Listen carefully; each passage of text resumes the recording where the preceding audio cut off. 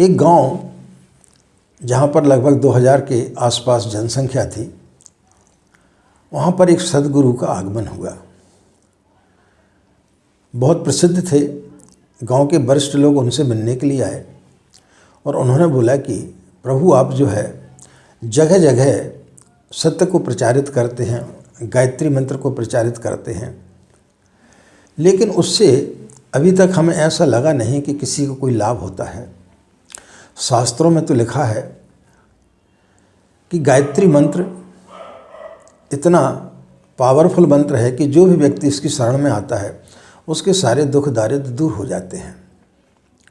शास्त्रों में इस प्रकार का भी वर्णन है कि यदि कभी सृष्टि में प्रलय आ जाए और सारी चीज़ें नष्ट हो जाए, वेद पुराण जितने भी हमारे लिखे हुए हैं वो सारे के सारे नष्ट हो जाए, लेकिन एक गायत्री मंत्र अकेले जीवित रहे, तो पुनः उन वेदों को, उन उपनिषदों को फिर से पुनर्जीवित किया जा सकता है। लेकिन इसके बावजूद भी देखा गया है कि लोग गायत्री मंत्र का जाप तो करते हैं, सत्य की खोज में तो जाना चाहते, लेकिन उन्हें कुछ प्राप्त होता क्यों नहीं है। उन्होंने एक कॉपी पेन दिया और बोले कि इस गांव में जितनी जनसंख्या है सबसे पूछ कर के आए कि वो क्या चाहते हैं, क्या वो सत्य पाना चाहते हैं, क्या गायत्री मंत्र के द्वारा वो जो है ईश्वर की सही में भक्ति करना चाहते हैं, माँ गायत्री का साक्षात्कार करना चाहते हैं। शाम को वो प्रतिनिधि लोग लौटे। ताज्जुब की बात है, एक भी व्यक्ति ने सत्य के बारे में नहीं जानना चाहा, ना ही गायत्री मंत्र से हमें क्या सिद्धियां प्राप्त हो सकती हैं, गायत्री मंत्र के द्वारा माँ का साक्षात्कार कैसे किया जा सकता है, यह किसी ने भी जानने की उत्सुकता नहीं थी। कोई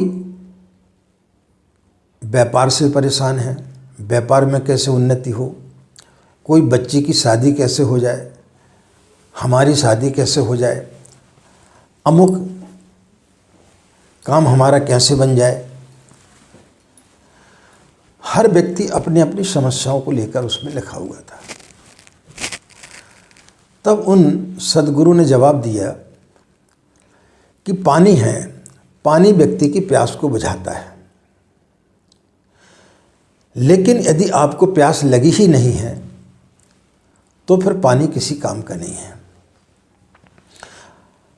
भोजन व्यक्ति की भूख को मिटाता है, लेकिन आपको भूख ही ना लगी हो और 56 प्रकार के व्यंजन रखे हों तो आपकी लिए वो किसी काम के नहीं है।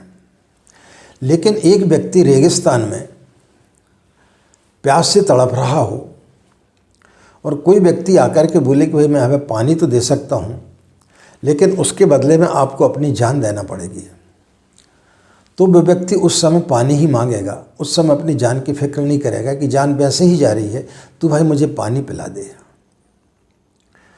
तो जब हम किसी भी मंत्र का जाप करते हैं तो सबसे पहली शर्त है कि आपकी प्यास कितनी है, आपकी भूख कितनी है। यदि आपके अंदर प्यास ही नहीं है तो फिर वो मंत्र आपको फलित नहीं हो सकता है।